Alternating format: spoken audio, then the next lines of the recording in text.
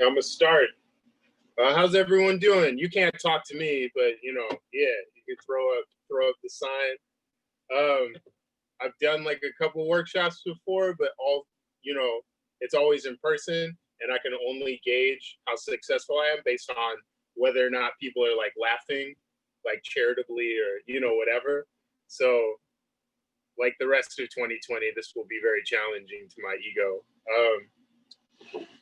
Okay, so my cat might try to break in. So I'm gonna just share my screen so you won't be able to see my face anymore. But that's not a big deal. Let's see, share screen, start broadcast. So I guess Kristen will let me know if y'all can't hear nothing. Let's see. Okay. Okay, so welcome to my workshop, making comics for the politically indifferent. When I was initially like thinking of this workshop, I was like coming from a place of like sarcasm, and so the idea that I sort of ended up doing is going to vary quite a bit from what I initially thought. So, this is an era of necessary sincerity. So this is going to be a sincere comic. So let's see. I don't really use Keynote that much. So, oh yeah. So, hey, I'm Ben Passmore. I'm a cartoonist. Sometimes I try to like finesse people and seem sort of more legit. And I call myself like, a comics journalist or something. You probably know me from my comics that I do pretty regularly for the Nib, or my comic collection, Your Black Friend and Other Strangers, that the Silver Sprocket put out in San Francisco. I also have a comic called Sports is Hell, that is sort of a speculative graphic novel about a potential future in which a Super Bowl, a football Super Bowl riot, very quickly turns into an insurgency where the two sides of the fandom also inhabit a certain collection of sort of political beliefs and start to fight each other. That's out by Kalyama Press. That came out last June. And I have a book coming out in about 2022 called Black Arms to Hold You Up. That is a nonfiction graphic novel history of 7 interconnected armed Black revolutionaries.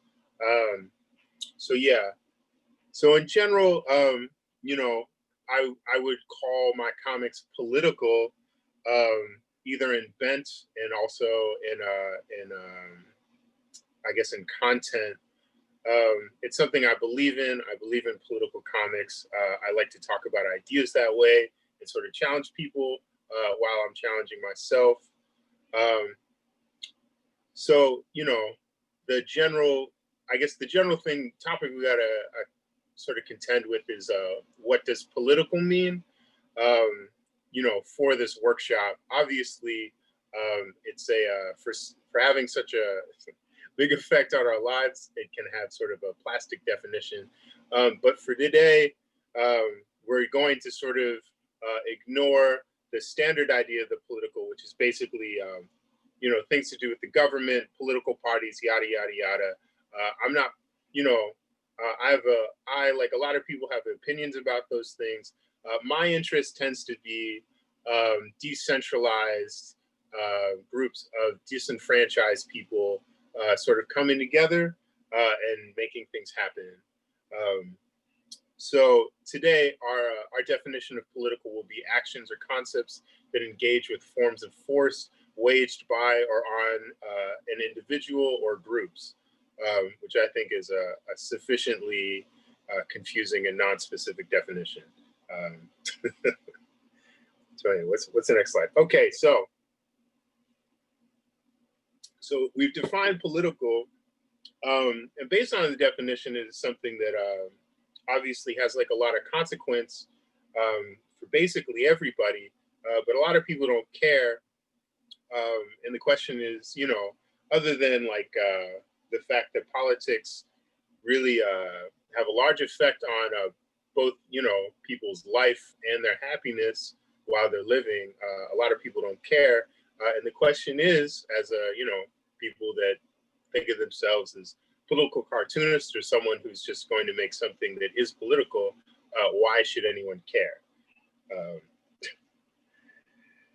Um, you know, like in terms of, you know, the government, political parties, you know, we know that a lot of people are very politically disengaged in sort of the mainstream sense of the, you know, sense of the word. I guess this is a graph about voter turnout.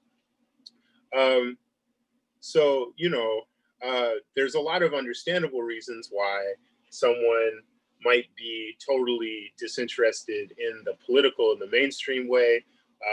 You know, for instance, populations that are, you know, overly policed, suffer, you know, a lot of just repression from everyday life. You know, a lot of people, you know, can catch a felony very easily and then they're not allowed to vote.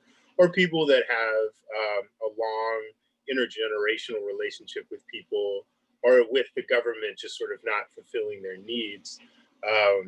You know, so, you know, like being Black and living in Black communities, for the most part, I'm very familiar with, you know, in my life with people I know, and also just broadly, a lot of Black people don't vote.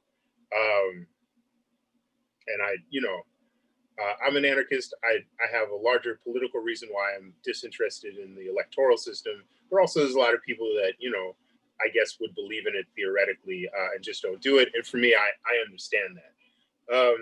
There are, of course, a lot of people who are emotionally disengaged or just sort of like factually disengaged from the government. And, you know, a lot of those people are disengaged because the government, you know, already sort of benefits them without them having to do anything. Or, you know, in the broader sense of the political, say, like, you know, ideas around race and gender liberation, those people are disengaged or just antagonistic because, you know, it threatens the systems that keep them in power. Today, we're not really going to be making comics to sort of contend with these kinds of people. Based on this image I've drawn, you can probably get an idea of how I think those people should be engaged. You know,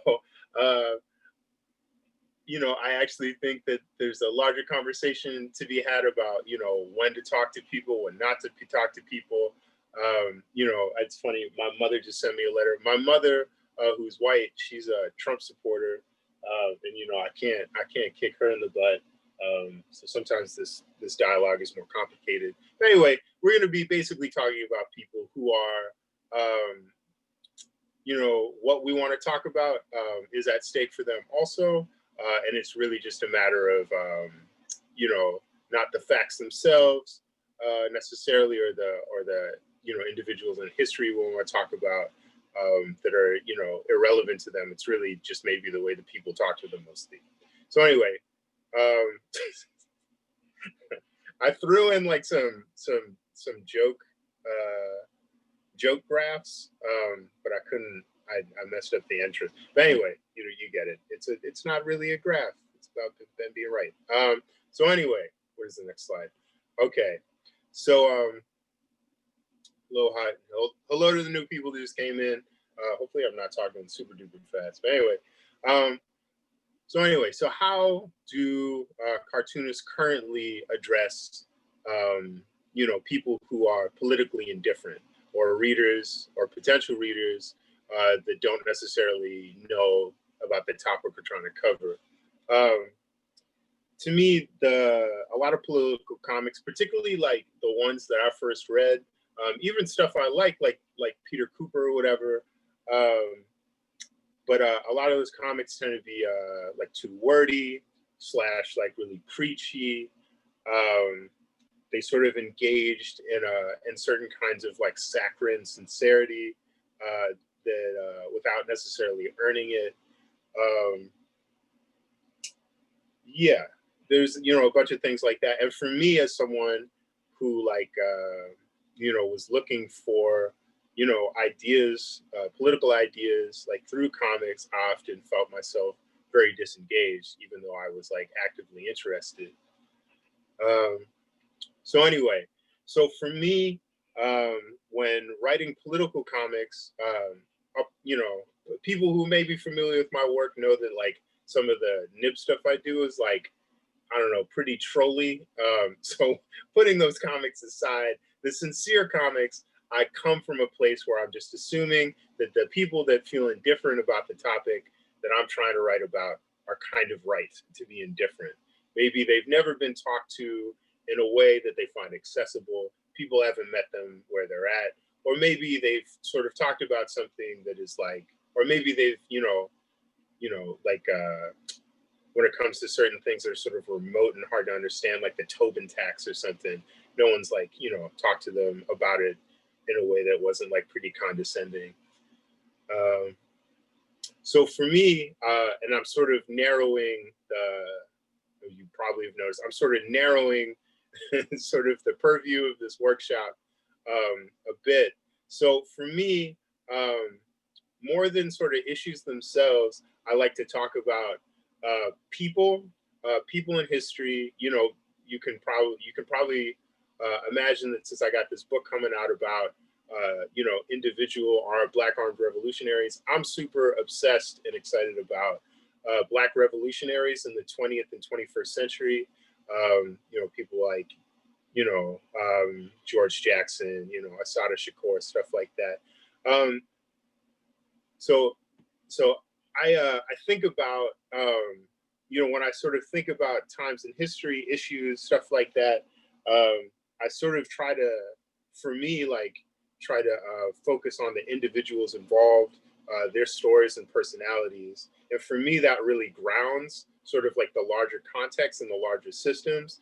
Like I came to sort of like a critique of capitalism, both through my own personal experiences, the experiences of my family and my neighbors, and also sort of like other people, talking about it. Like you hear Kwame Ture talk about capitalism, you're like, I get it. So it really grounds it. And I think a lot about the civil rights era and this sign, like a lot of people used to carry these signs around. And let's put aside sort of like the really the failings of the civil rights era and the Black liberation movement in general, its failure to sort of like center the work of non-men and sort of the inherent patriarchy within this sort of slogan itself. And also, this was sort of like this sign was referring to like very specific legislation for the era, which, I said before, I'm not necessarily very interested in legislation itself. Sort of the sort of general thrust of this slogan, I am a man, is just sort of like centering sort of the individual realities of the people themselves. And for me, that's the focus, is to start with an individual and sort of like, spread out. So anyway, this is a drawing of Assata. I was supposed to cycle through this a bit more. So anyway, so these are sort of like these are like very basic sort of rules that I go by, and that I wanted you all to sort of keep in mind when we're constructing our political comics. Don't be mad wordy. Show don't tell the theme. Personality always wins out. Like really revealing the individual like quirks of the person being featured. And be a hype person, not a preacher. That's probably self-explanatory. I guess it's possible that some people are not very familiar with, hip hop music, but basically the hype person's job is, to dance around on stage behind the featured rapper and sort of like, yell out in harmony or in unison certain words as the rapper, certain words to emphasize, you know what I mean? So their job is not to like go up to a podium and like rap for like, 2 hours on an issue. It's to just sort of like, get you pumped on the big moments. Okay, So recently, I sort of, for this workshop, I did this comic about Russell Maroon Shoatz, who's a former Black Panther, Black Liberation Army guerrilla, like big time writer and critiquer of Black Power, or like the Black Power era and the Black Panther Party in particular. All like, anyway, I've learned a lot from him, and recently connected with his son as part of, you know, just me being in Philadelphia and being interested in, like, you know, the radical people here. So I did this comic on him, and so I wanted to read through it a little bit, to show y'all, like, sort of an example of, like, you know, the kind of comic that I think sort of works, and then I'm going to sort of like highlight how this comic failed at the end, because I'm masochistic. So these were some things I thought about initially. There's sort of things that make sense to sort of consider, particularly when talking about, like, you know, a person in history. Russell, you know, he's been locked up for almost 50 years. And a lot of people, particularly after like the George Floyd and Breonna Taylor protests, like, there's a lot of people locked up, and people even getting federal charges right now. So people are maybe just like too focused on current incarcerated people to worry about Russell, since he's been locked up since the 70s. And also, like, you know, can I really sort of like cover this man's like super many decades long radical life or whatever? So those are the things I thought about going into this. And here's the overall comic, but I'll go through the individual panels with y'all. Just set my camera.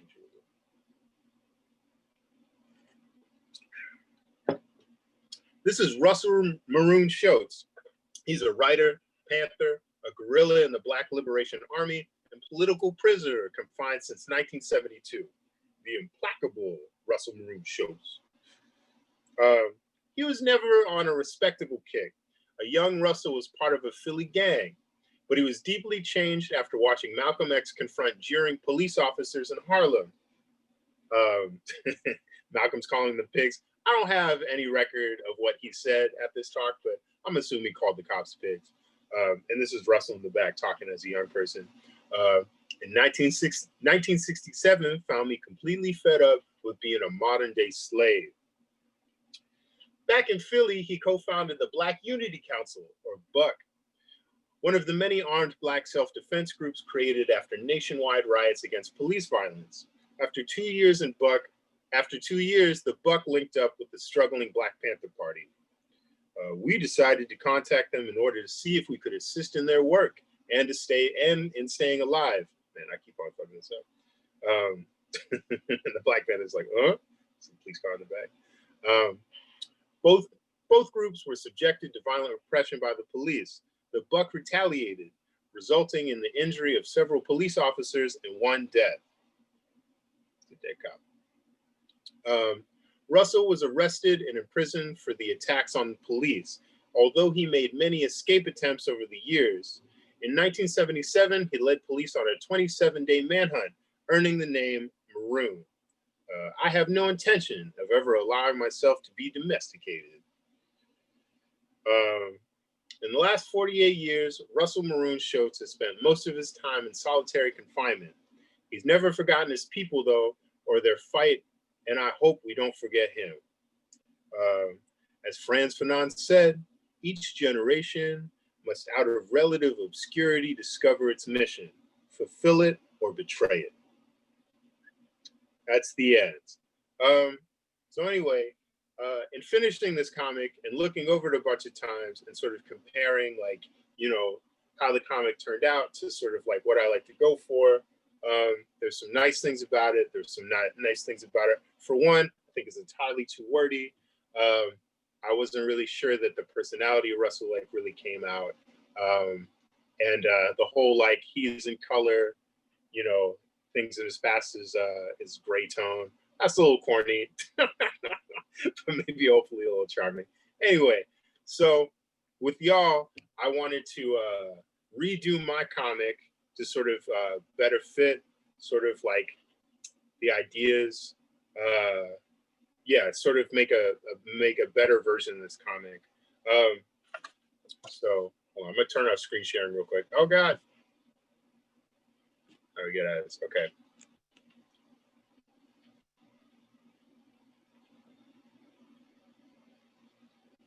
Okay, we're back. So before, how we doing? We doing all right?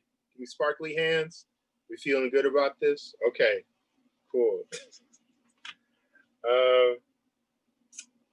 All right, so where did I put my notes? Oh, here we go. Oh no, they're right here. They're right here. 7:20. Okay, I feel like we're good on time. Okay, so I'm gonna give you all a few minutes. So what I want you all to do is I want you to pick a subject, like an individual. It could be a famous person. It could be like a local person. It could be yourself. It could be your family member. Someone to sort of feature that connects, you know, their life, their struggle, whatever, connects to a wider context, or the wider context of struggle. So yeah, before we do anything else, I'm gonna let y'all do that. And so while you think of that person, I want you to think about at least like 3 quotes, you know, things that they said, or like maybe something someone said about them that is sort of defining of that person in some way. Does that make sense? Okay, word.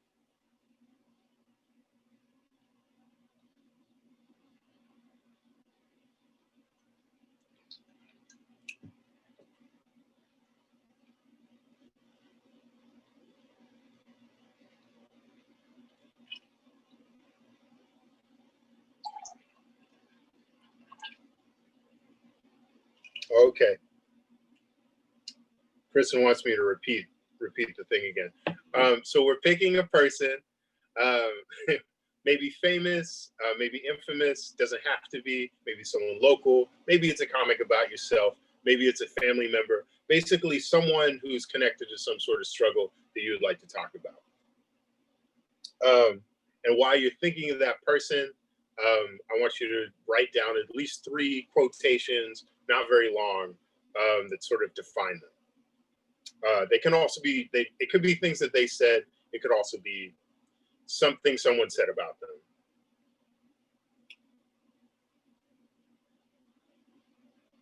Like there's this dude named Robert Charles who I'm trying to write about, who's like he basically was in a gunfight with like every single cop, militia person, and like white citizen in New Orleans. And he never wrote anything down, even though he could write. But there's like a quotation from a newspaper that calls him a bloodthirsty anarchist, which I think is pretty cool.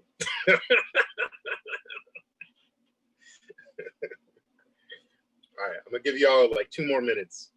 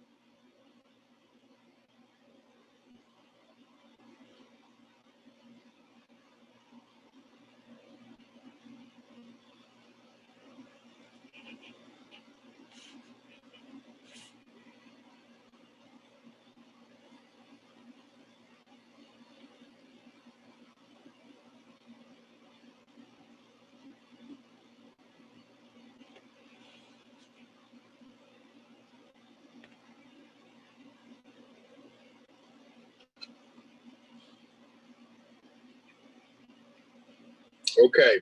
I guess I can't see everyone on the screen. How we doing? Did we figure someone out? You got somebody?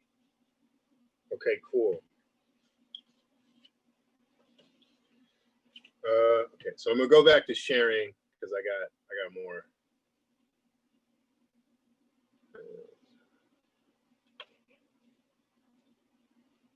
Oh shit! Wait, hold on. So with our piece of paper, this is important. You can't really see it because you basically gonna want to fold this piece of paper once down the middle, and then you're gonna want to fold it twice so that you got 6 equal boxes. I don't have a specific sort of system to do this. I feel like y'all look like geniuses. Y'all can figure it out. But yeah, basically you want just a page with a line. Oh, that was good for a second. Sorry, my spotlight's. There we go. You know, so you got your line down the middle. You got 6 cells. Basically your comic page. Does that make sense? Cool. Not definitely. I tried to do like an after school comics thing at a high school, and it really showed me I'm not a teacher. I do not have the skills to explain nothing very well. Like I think I'm doing. I'm like, just do the thing, blah blah blah. And kids are like, what? Who brought this man in here? No one knows what he's talking about. Anyway, so I guess Kristen will tell me on text if I make no fucking sense. All right, back to sharing the screen.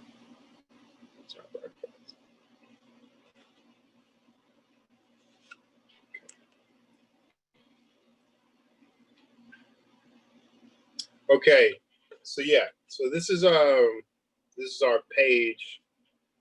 So this is the fun part. This is when we're gonna get to drawing. And I guess we got 6 cells. I think it's 7:30, so maybe about 5 minutes a cell. Some will be quicker than others. All right. So first, we're gonna start with the second panel. So you're gonna introduce the subject. The subject being the individual we're talking about. For me, it's Russell Maroon Shoatz. For you, it's Barney. Try to keep it to 2 sentences to describe the person. So yeah, I guess just go ahead and start. And after 5 minutes, I'll stop you and I'll show you what I did, and then we'll move on to the next one.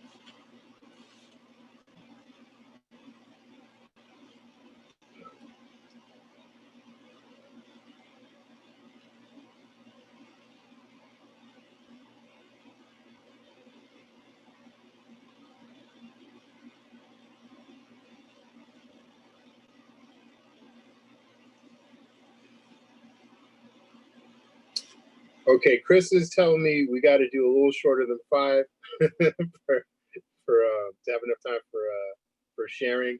So yeah, we're gonna do like 3 minutes instead, 3.5.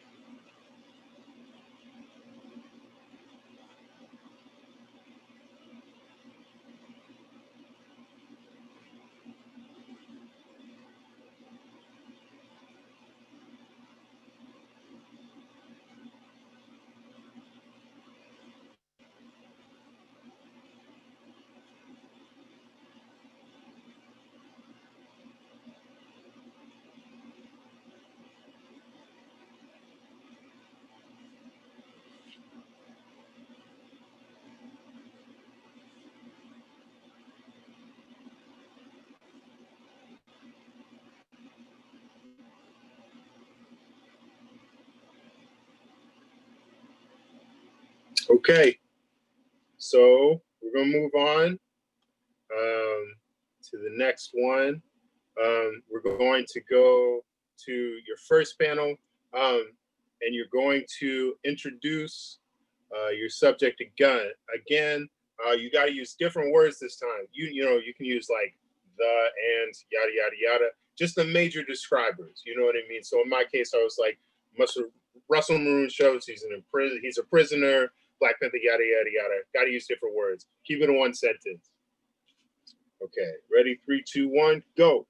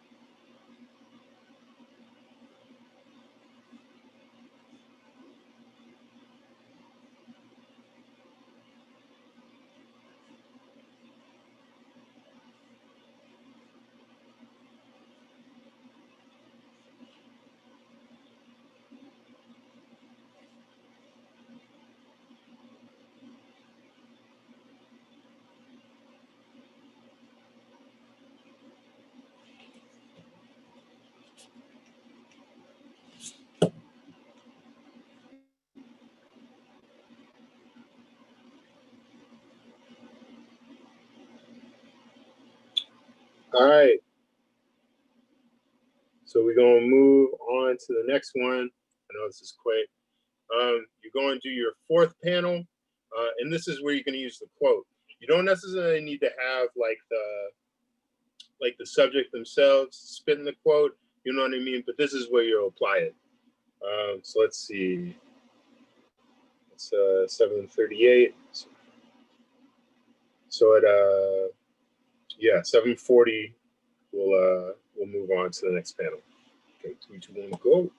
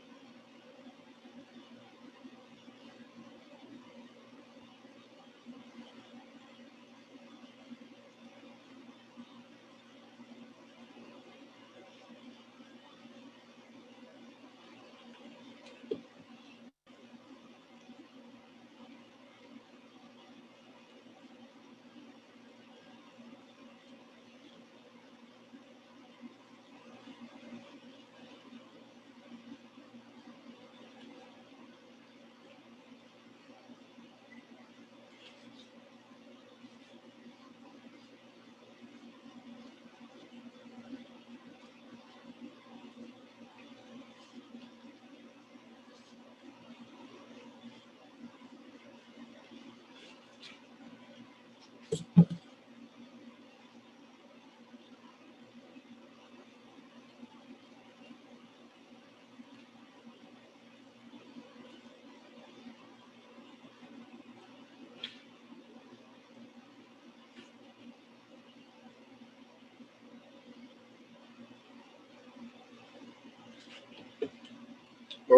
it's time. All right, so we're going to move on to the next panel. The last one is we're going to move down to the sixth panel.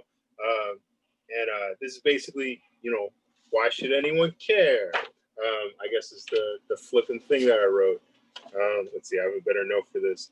So basically, you're just going to, this is where you put your call to action, your appeal to solidarity. Maybe you're trying to connect it to a larger context, you know, a contemporary context, yada, yada, yada. So yeah. So yeah, we'll work on this until 7:45. 3, 2, 1, go.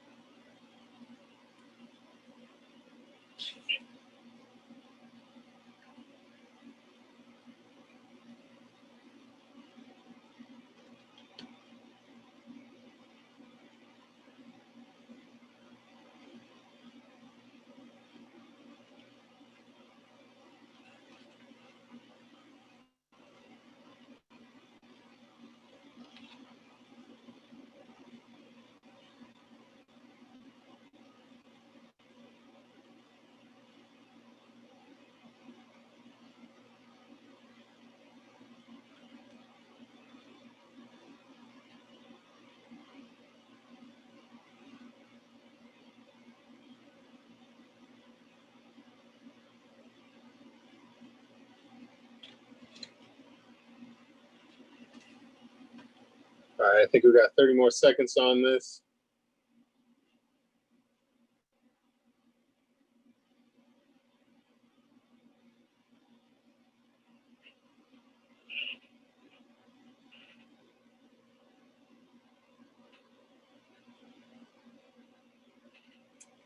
All right, this time, moving on to the next one. We're going back up to our third panel. So you're going to elaborate on what you talked about in the first two panels. You know, maybe talk about whatever the radicalizing event is, major life event, maybe this is where you talk about what they want and what's stopping them, that sort of stuff. So we'll do this, try to do this in 3 minutes. Yeah, 3, 2, 1, go.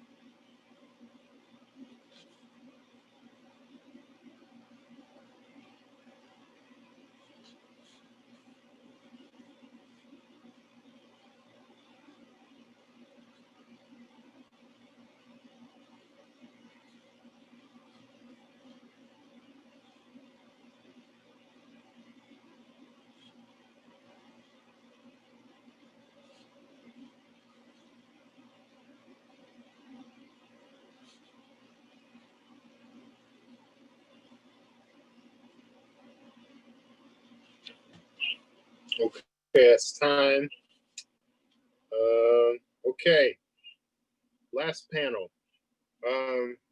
So the last panel is the 5th panel. So this is where we talk about, you know, where they ended up, end of their story, maybe speculate on things, you know, speculate on how things might end up for them. Basically wrap everything up from the previous 4 panels.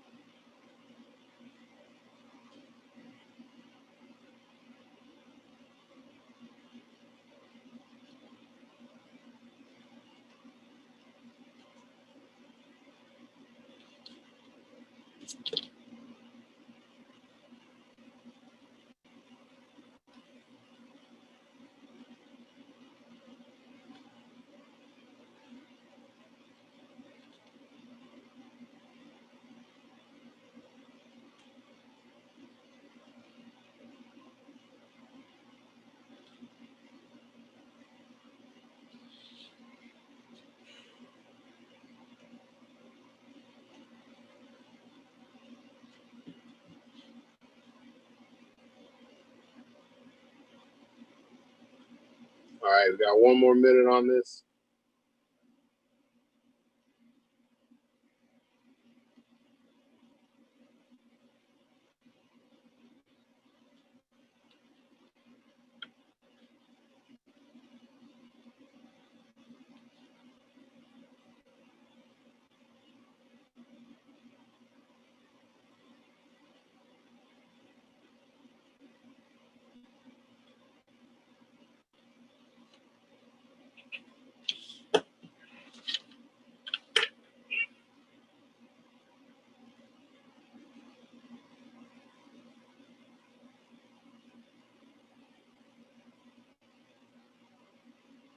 All right, y'all, it's time. So I guess whatchamacallit, let's I think we're gonna do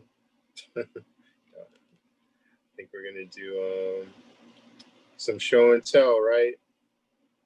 Let me get back to this. Okay, how we feeling?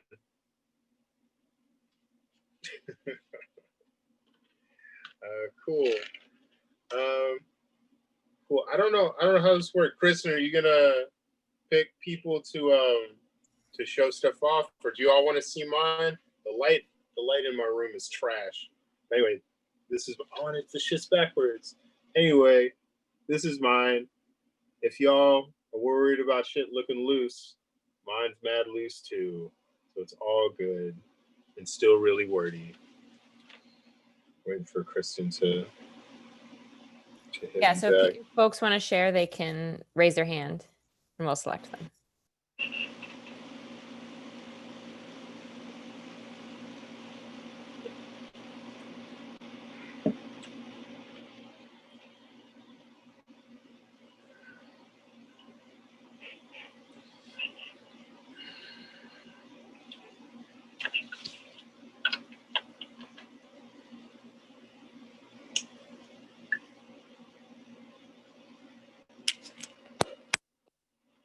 It's good.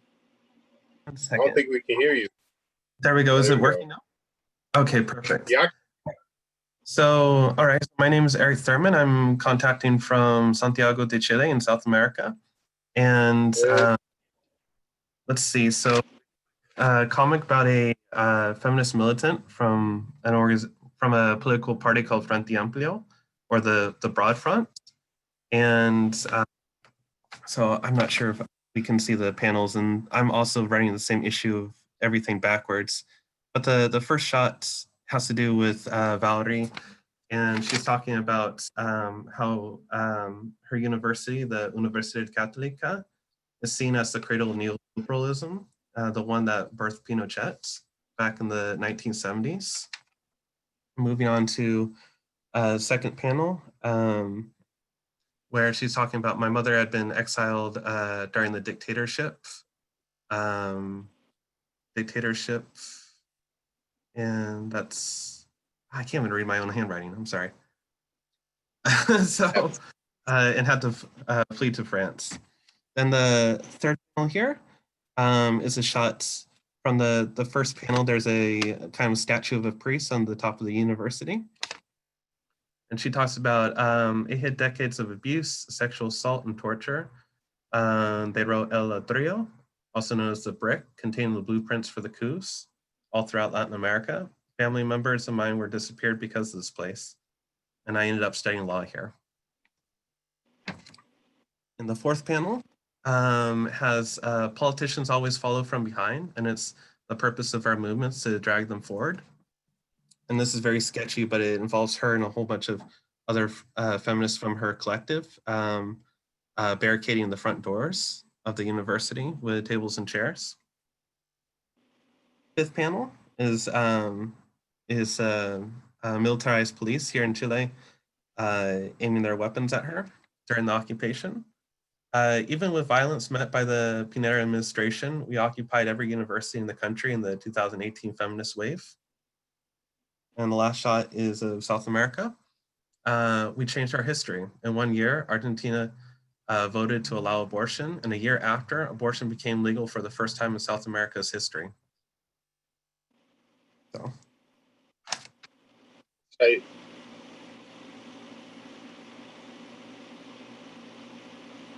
Hey, it's Neil.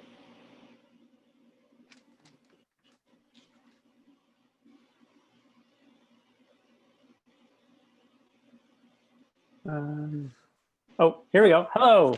Hi, Ben. Thanks so much for doing Hey. this. This is really awesome. Yeah.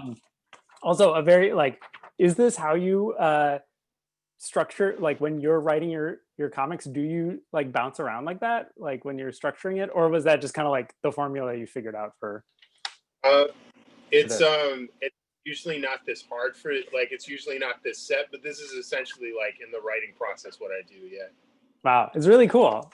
Thanks. It's brand new to me for sure. So I picked Frederick Douglass, who I grew up in Rochester, New York, and that's where Frederick Douglass lived and had the newspaper, the North Star. So I totally was super wordy, so I won't read the whole thing, but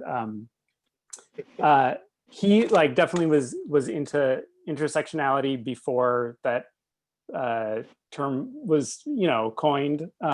So he was he was an abolitionist, but then also a suffragist, and supported the right to vote for women, even though a lot of the suffragists did not return the sentiment to the right to vote and additional rights for Black people in the United States. So yeah, thanks so much for doing this.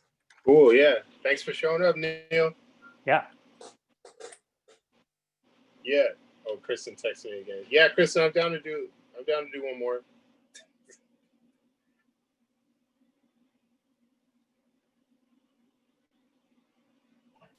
Hi, Ben. Hey. Hi. I just actually, this is probably kind of unfair, but my work's just too rough to really share, and I wanted you to tell us why you did the exercise that way, like in that particular order. And if Sure. I mean, the last person kind of asked you too, but I was just really just curious as a teacher, like why you would structure it that way. It was cool. Oh, thanks. Well, I mean, part of it is to try to keep myself from writing I guess I always want to start with like a nice, like strong introduction. And I feel like if I get like starting on the second panel helps me sort of like dump the stuff there, like a bunch of the information I want to put in. So it's basically, I guess, to get myself to write less and also sort of like make sure I'm like building an arc and stuff. So yeah, I guess that's the broad answer. Like I told Neil, like it's like more informal the way that I do it usually. So I definitely made it sort of like a more confined approach for this workshop. But yeah, that's the general reason. It's cool. It's almost like you're tricking yourself. I found it really interesting. Yeah. Yeah, I'm definitely tricking myself. Yeah. Thank you. Thank you.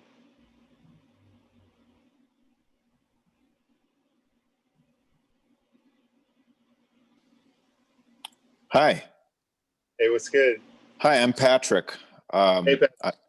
I'm here in San Francisco. I'm at work right now by myself, which is kind of weird. So this is about my dad. Cool. So the order might be a little messed up and you probably won't be able to read it, but Peter Jones, my father, is brilliant and complex. Here he is at 76 and here he is at 45. And there's just some more describing words about him. And then, and it says, although he's a deep thinker, he's never been politically active. And then somebody from afar is like, hey, who'd you vote for? And he says, what difference does it make? And he's at his computer and there's a cat. And then he's been toughing it out with Parkinson's for over 20 years. And then he's got the quivers and the shakes and he falls down a lot. And then these two panels, I think I got backwards, but I just this is the most important thing because he said this at dinner the other night. Mm-hmm. At dinner, he told us that maybe his falling, because he falls all the time, could be useful at Black Lives Matter protests. And there he is falling and knocking over fascists. and then the last panel is Katie's my wife. Katie and I both agreed that it would be helpful, and then he fell trying to get up from the dinner table. So, and there we are trying to pick him up. So that was a total anomaly that he said that, and we both really liked it. So that's my comment. Thank you. That's beautiful. Thank you. That's cool. Everyone's subjects are tight. Yeah. Is that? I guess that's time, right? It's 8:01. I'm not. Anyway, thank you all for coming. I don't know. I guess I'm outroing. Yeah. Thanks for coming. Thanks for participating. This was really interesting. Is trying to share this sort of like, this approach to things. Thanks to Believer, Black Mountain Institute. Shout out to y'all. Yeah. Good luck in the streets. I got to go to a camp eviction or something later. Life is crazy. Yeah.